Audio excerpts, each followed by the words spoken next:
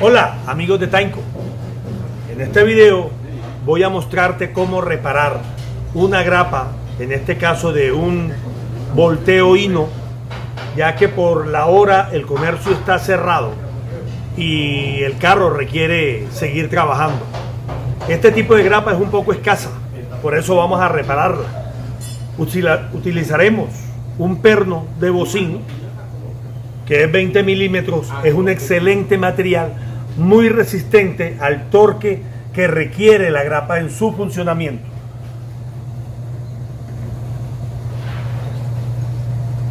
Vamos a cortar y a reemplazar el área de rosca. Entonces, vamos.